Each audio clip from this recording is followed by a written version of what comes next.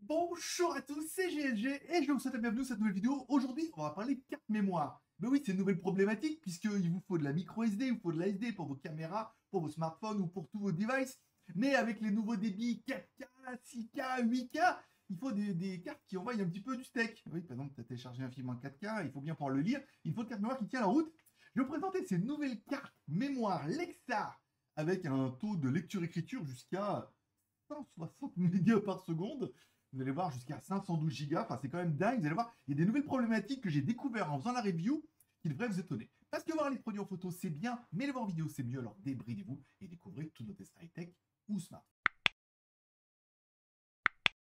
La marque Lexar, qui est spécialisée dans la mémoire, vous propose deux types de mémoire. La série E et la série E+, dont les débits sont bons, voire extrêmement bons, et qui vont répondre un peu à une problématique de cette 4K. Alors par exemple, comme moi, j'ai une caméra 4K Sony, quand je l'ai acheté, le mec il m'a dit hey, carte mémoire, il vous faut une carte mémoire quand on voit du steak, puisqu'il faut écrire en fait sur la carte mémoire des fichiers qui sont en 4K, qui sont très très lourds en temps réel, et surtout après il faut pouvoir les lire, donc il faut une carte mémoire qui envoie du steak un petit peu en écriture et en lecture. Même problème avec mon Insta360 qui filme en 5,7K pour la 360 et je sais plus combien pour l'autre, mais pareil, il faut une carte micro SD qui puisse écrire rapidement et surtout après qui puisse lire les fichiers bien. Et c'est vraiment une nouvelle problématique auquel on est confronté et quand on voit qu'on peut avoir jusqu'à 128, 256, voire 512 Go dans une carte mémoire comme ça.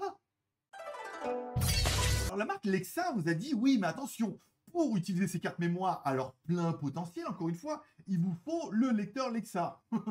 Je me suis dit oui, bon écoute, pourquoi pas, hein, on va les croire sur parole, mais le problème c'est que ça fonctionne en USB.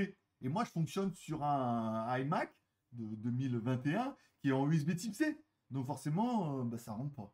Alors je me suis dit, c'est con, on va être obligé de passer par un hub. J'avais fait une vidéo, en fait, j'ai un hub dessus. Alors c'est de l'USB 3, encore une fois, donc on passe par l'USB type C, on met sur le hub et on pourra plugger directement dessus. Donc je me suis dit, tiens, est-ce qu'on va pas perdre un peu de débit? Et est-ce qu'il serait pas plus intéressant, en fait, de passer par les connectiques, par le lecteur de carte qui est intégré au hub, parce que dans le hub, on a déjà un lecteur de USB type C et de USB. Et enfin, parce que je suis un gros malin et que j'ai quand même pas mal de produits, notamment d'autres marques, j'avais également un lecteur de carte en USB type C. Alors c'est USB, micro USB et USB. Et là, je me suis dit, celui-là, on pourra le plugger directement derrière mon iMac. Et d'après toi, alors, ça va être lequel, avec quel appareil on aura les meilleures performances? Le lecteur USB via USB 3, le lecteur USB intégré au dock, ou par exemple ce plug qu'on pourra plugger directement en USB type C. Je te laisse deviner et je te donne la réponse tout de suite. Allez, on commence tout de suite pour ce premier test avec notre carte SD. Alors, c'est une carte SD 256 Go. C'est quand même pas mal. Eux, ils annoncent sur la carte jusqu'à 120 mégasecondes. Alors attention, le 120 mégasecondes, c'est en lecture. Hein. En écriture, eux, ils annoncent jusqu'à 45. C'est-à-dire 45 mégas en écriture, 120 en lecture. C'est de la classe 10. C'est quand même plutôt pas mal. Bon, 45, 120. 45 en écriture, 120. C'est bon, tu l'as? Allez, on attaque notre premier test avec notre lecteur de carte plugué en USB 3 sur notre hub. Vitesse de lecture annoncé 45, on est monté à 112. Deux fois, plus de 2 fois, presque 3 fois. Le taux annoncé, c'est quand même plutôt pas mal. Et en écriture, on va jusqu'à 114. Alors encore une fois, on voit que ça dépend un peu des machines et de vos performances. Mais bon, ils annonçaient 120, on est à 114. Bon, on est quand même pas mal, mais en lecture, on a explosé les chiffres. Bon, ensuite, je suis passé par mon hub. Alors mon hub qui a des lecteurs de cartes et tout. Là, je mets en lecture et c'est la merde. 81. Ça veut dire que voilà, notre lecteur, en fait, il est pas SD XT, il est peut-être SD, mais il n'est pas XT haute capacité. Donc en lecture, on est en 81 et en écriture, on est à 90. Ça veut dire que c'est carrément moins bien. Et enfin, mon petit hub où je me suis dit, attends, brancher un USB type C, ça va être direct, ça va marcher mieux. Et là, c'est la catastrophe. En écriture, on est à 30 mégas. Voilà, on est à 30 mégasecondes, alors qu'en USB, avec celle-là, on était monté à 112 quand même. Donc, comme quoi, vous voyez, les performances d'écriture dépendent de votre appareil, bien évidemment, dépendent éventuellement de la carte, mais dépendent aussi beaucoup, beaucoup du lecteur. Et pour des nouvelles générations de cartes mémoire en XC, en haute capacité, il vous faut un lecteur ad hoc. Donc, on les croira sur parole Lexar, et c'est pour ça qu'on va garder celle-là pour faire les autres tests. Allez, on continue avec de la micro SD. 500 112 gigas de mi-téra dans une micro SD. C'est exceptionnel pour ceux, par exemple, vous voyez, par exemple, vous avez un iMac, vous avez un ordinateur avec un lecteur de carte mémoire, vous avez l'adaptateur pour mettre en SD ou en micro SD, vous avez quand même 512 gigas dans cette carte mémoire. Pour moi, c'est quand même exceptionnel. Mais le problème avant, c'est que elles étaient un peu mou du genou, ces jolies cartes mémoire. Allez, celle-là annoncée 30 en lecture, 30 en écriture et 100 en lecture. 30 en écriture, 100 en lecture. C'est facile à se rappeler. Bon, allez, on fait tout de suite notre test avec notre lecteur Lexa, maintenant qu'on a compris que c'était lui le meilleur. En écriture, il nous annonce 30. On est monté jusqu'à 79,7. Ouais, je sais, ça pique un peu, hein, voilà. Et en lecture, il nous annonçait 100 et nous, on est monté à 90. Donc, c'était quand même déjà plutôt pas mal. Bon, ça, c'était pour la série E. Mais ils ont également la série E+, qui est différente puisqu'elle est noire et rouge. En rouge et noir. Il y avait une chanson comme ça. Là, par contre, je suis sûr. Ouais, il y avait un truc comme ça. Bon, alors le problème, c'est que quand je l'ai mis dans mon Mac, elle n'était pas reconnue du tout. Pas moyen de la trouver, elle n'était pas reconnue et tout, donc je vous donne l'astuce.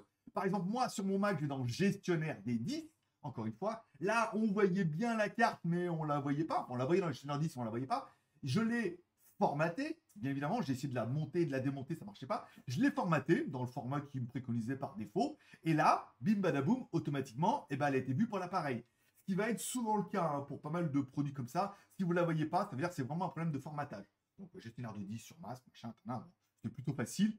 Enfin, je l'ai trouvé. Bon, comme j'étais un peu en panique, ça marchait pas, je sais pas mon truc, je l'ai mis dans le lecteur de carte SD et je l'ai mis dans l'adaptateur. J'aurais pu le mettre en micro SD puisque j'ai vu après, j'ai refait le test, c'est exactement le même débit. Bon, annoncé 90 en écriture, pas mal. 160 en lecture, pas mal de chez pas mal. Allez, on lance un petit peu le test. Qu'est-ce qu'on a? On monte, allez, on nous annonce 90 en écriture, on monte jusqu'à 113 mégas en écriture. Là, ça commence à être vraiment très intéressant. Et en lecture, on nous annonce jusqu'à 160 et nous, on est monté à 143, 147, soit un peu moins. Bon, première chose qu'on peut voir, c'est que par rapport aux débits qui sont annoncés, on est carrément mieux en écriture par rapport à ce qui est annoncé et un peu moins bien en lecture. Mais de ça, notre expérience aura permis de prouver que le matériel est très important. C'est pour ça que de la mémoire intégrée à la carte mère en M2 ou en SSD direct et tout, on aura un meilleur débit, ça évite de passer par des lecteurs. On a vu que de ce lecteur-là, c'est une catastrophe, le lecteur intégré, c'est pas mal mais peut mieux faire, il faut vraiment passer par celui-là. Mais comme celui-là il est en USB, que moi je suis en USB type C, je suis obligé de passer par un hub. Et certainement ce hub entre les deux doit convertir l'USB type C en USB 3, après en USB 3 on plug le truc. Donc on doit perdre un peu au niveau des performances de ce qu'on peut avoir. Mais c'est quand même déjà plutôt pas mal. Et là, vous allez me dire combien pour le Shadow Infinite. Alors, ces cartes mémoire, elles sont juste incroyables. Je suis très content, je vais pouvoir remplacer toutes mes cartes mémoire et tout, parce que, encore une fois, la durée des cartes mémoire est limitée. C'est limité, en fait, par le taux d'écriture et de lecture. Il y a un nombre de fois, on m'a essayé de m'expliquer, s'il y en a qui est capable de l'expliquer en commentaire, fais-toi plaisir. On m'a expliqué que ça écrit, mais ça enlève, et au fur et à mesure, la carte mémoire se dégrade. C'est pour ça qu'un SSD, et ceux qui font du gaming, changent de SSD tous les ans, puisque, encore une fois, voilà, la mémoire se dégrade, au bout d'un moment, elle décède. Donc, il faut changer régulièrement de carte mémoire. Si on prend notre SD XC 256 Go avec des performances de fou, si vous allez sur Amazon, elles sont à 42,99 €, 50 balles pour 256 Go. Je trouve pas ça fou par rapport au format compact que c'est et surtout aux performances. Là, on est vraiment sur du 2K, 4K, tu peux y aller tranquille. Bon, la même en équivalent en micro SD XC série E. Taux d'écriture lecture, enfin, vous avez vu quoi, c'était quand même juste dingo. La version nous 512, donc le double de la 256, fait 80 €, soit à peu près le double, hein, donc on est cohérent sur les tarifs et tout. 80 balles et à 512 Go. Ça, c'est pour moi, c'est vraiment l'alternative où, par exemple, moi j'ai un MacBook Pro ou avant j'avais un MacBook Air où il y avait un lecteur de carte et tout. Là, je veux dire, tu mets ça là-dedans, ça fonctionne. Alors attention, encore une fois, il faut bien que votre appareil, que ce soit un smartphone, un ordinateur, une tablette, soit compatible SD XC. C'est la micro SD XC. Parce qu'en fait, la micro SD classique, comme notre merde là, et on a la XC qui est précisément pour la haute capacité, pour pouvoir tirer toutes les performances. Les vieux lecteurs de carte mémoire pourraient ne pas lire celle-ci puisqu'ils ne sont pas compatibles, parce qu'il y a quand même 512 Go là-dedans. Moi-même, j'en reviens pas. Putain, mais avant, on avait des gros disques tout pourris, il n'y avait rien dedans, 512 dans une micro SD. Et enfin, notre série E+. Alors là, c'était une 256, hein, ils n'ont pas pu m'envoyer tout en 512. Hein. Et je crois qu'elle n'existe même pas en 512 dans cette version-là. La version 256, et c'est vrai que si on part par rapport à notre SD qui valait quand même 40 ou 46 balles, celle-là fait 51 euros. Et c'est vrai qu'on voit qu'au niveau des performances, on est... Il n'y a pas un gap de ouf, encore une fois, hein. On n'a pas doublé les performances et tout, mais on est un peu mieux. C'est vrai qu'ils nous annonçaient des chiffres, donc du coup, on a presque doublé les chiffres d'écriture qu'ils nous annonçaient. Par contre, là, en lecture, on est à 160 mégas, donc là, par contre, c'est juste fou. Et on a vu qu'en écriture, on est presque à 100 gigas déjà. Ça fait de la carte mémoire un petit peu conséquente si vraiment tu as besoin d'écrire un petit peu sévère. Bon, moi, j'ai plus qu'à espérer que mon Insta 360, parce que j'attends la RS qui va arriver. J'espère que la RS sera compatible avec la SD XT. Normalement, il n'y a pas trop de problème. Et surtout, jusqu'à 256 Go. Il faut bien regarder sur la fiche du fabricant. Mais je pourrais mettre celle-là dedans. Et ça, c'est vraiment une carte de psychopathe. Elle écrit de ouf. Là, vous allez avoir un taux de transfert lecture-écriture comme tu le voulais.